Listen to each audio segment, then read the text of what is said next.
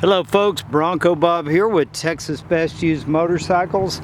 Here today to show you a really pretty original 1977 Bronco. Got the original hubcap on the rear, a really old polyglass mud tire. It's a Goodyear. We put a new set of BF Goodrich all-terrains and some nice aluminum wheels. The paint on this Bronco is original and it's faded. It's faded up here on top of the doors, on the quarter panel. The fender flares were put on many years ago and they have some cracks in them. This one does have the trim down the side, but it was kind of a base Bronco when it was ordered. The transmission's been rebuilt. It's a C4. It has a new distributor, a new carburetor. The motor, the best we can tell, is original and it runs very, very good. It's got a new voltage regulator, new master cylinder, power steering. It does have disc brakes in the front that are factory installed. And the only rot I can really find on this Bronco is right here. This little inner fender liner right here. The rest of it is all pretty darn good, and this side is very good. When we got it, the floor pans had some rust in them, and I've got pictures of what they look like before and after. Also, the rocker panels had some holes in them, and we basically put new ones on, welded them up, had a body shop do it professionally. Also, the floor pans were professionally replaced. Everything was welded in, seam sealed, and done correct. All new metal. You can see the rock chips on the fender. There's none right here because that's new metal.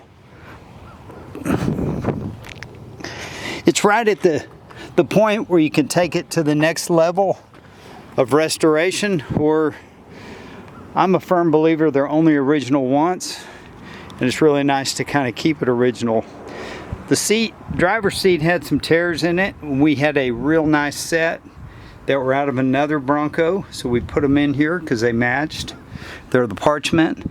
The headliner's original, and I'll say it's not in very good shape. Sun visors are still there. The windshield wiper motor cover is still in place. The dash pad was actually missing, and we put a new one in it, so it looks perfect. Speedometer cluster looks good. It's got a CB radio that doesn't work. We ordered a 77 steering wheel and we got a back order notice, so maybe that'll come in. If it does, we'll get it changed out. The mat is original. We tried to preserve it the best we could. It does have some splits in it from taking it out and doing the rockers and the floor pans. But you can see this has all been replaced and seam sealed. We spent quite a bit of money having that done, and it took about a year, but the end result was very good.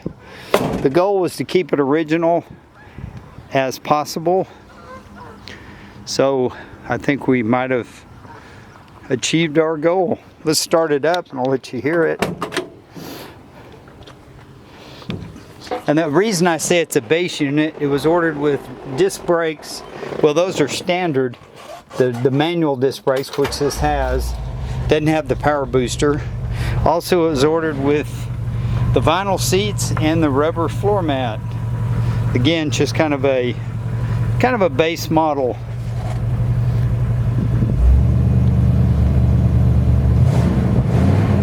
The motor runs smooth. It's a 302. Looks like somebody threw an egg at it somewhere along the line. That's a little pattern that they make. But the odometer reads, and the odometer works, 13,404 miles, so we're going to say it's been rolled over at least once. But the motor doesn't smoke or make any funny noises. Just runs good. Just kind of look around it here. And I'll take a bunch of pictures underneath. The top's original paint. The rubber, you can see all the rubbers are cracked. The doors actually close good and line up good. In the glove box, this is something that made me happy. The original 77 owner's manual is still there, and there's some notes from the previous owner, transfer case number, front axle number, some tune-up specifications. Got an ice scraper and some fuses in the glove box. The Bronco mat. The radio is an aftermarket Pioneer, and I'll have to say it does not work. There are some speakers in the back. I'm going to say they're hooked up. I don't know that. This was a common modification back in the day to shim your vent window, try to eliminate some wind noise. And these doors usually had a bunch of chips from seat belts. You know, it looks like somebody maybe repainted that inner door panel sometime in its life. But the rest of the Bronco is original paint except for the rocker panels. Still got some of the emission stuff. It's missing that little plastic vent that goes right there. But she runs good, transmission shifts good, actually has a nice firm shift. And again, I'll get it up in the air, we'll get some pictures underneath. But we're gonna list this Bronco and bring a trailer, and somebody can take it and make it their own. They can repaint it, or I would say keep it original, because this is the last year of the Bronco, and having one with original paint, it's kind of special. You could put some original wheels back on it. It is cut. I wish it was uncut, but it's not. But that was a popular thing back in the day. The tailgate works like it should.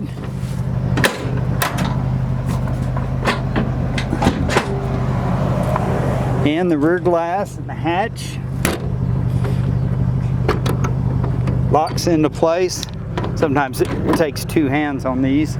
Then this has a little shim on it. That was pretty popular that people did. Try to make this less likely to rattle. It does have a little trailer hitch on the back. And in the glove box are different size balls. I think you can change the pin and put maybe a 2-inch ball or the 1 7/8. The wheels are brand new. They're throwback American classics, and I love the BF Goodrich all-terrain tires. We haven't tried to buff it or wax it. We just kind of left the patina, but you could run a buffer over it and maybe put a little bit of shine to it. The 77s came with dual tanks. The front tank was removed when the floor pans were replaced. We have the front tank, and that'll be included in the sale. We just didn't reinstall it. So if you're looking for a pretty original 77 Bronco, you might want to consider this one. Have a great day. I'm Bronco Bob, wishing you happy trails and good luck with your bids. Somebody's going to get a nice piece of Americana history.